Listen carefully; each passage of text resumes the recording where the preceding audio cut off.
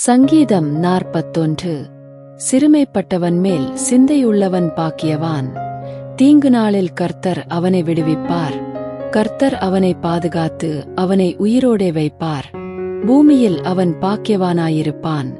அவன் சத்துருக்களின் இஷ்டத்திற்கு நீர் அவனை ஒப்புக்கொடீர்.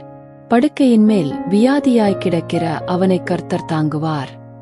அவனுடைய வியாதியிலே அவன் படுக்கை முழுவதையும் மாற்றிப் போடுவீர். கர்த்தாவே, என்மேல் இரக்கமாயிரும். உமக்கு விரோதமாய் பாவஞ்செய்தேன்.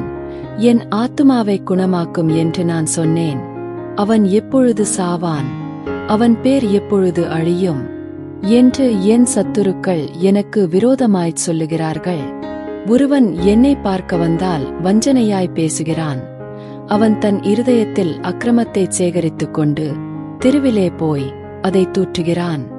என் பகைஞரெல்லாரும் என்மேல் ஏகமாய் முணுமுணுத்து எனக்கு விரோதமாயிருந்து எனக்கு பொல்லாங்கு நினைத்து, தீராவியாதி அவனை பிடித்துக் கொண்டது, படுக்கையில் கிடக்கிற அவன் இனி எழுந்திருப்பதில்லை என்கிறார்கள்.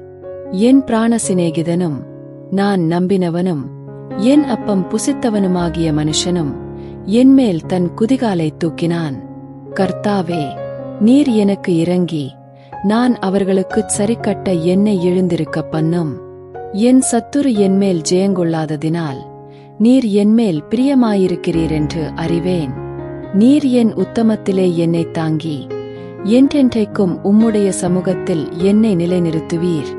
இஸ்ரவேலின் தேவனாகிய கர்த்தர் அநாதியாய் என்றென்றைக்கும் உள்ள சதாகாலங்களிலும் ஸ்தோத்திரிக்கப்படத்தக்கவர்.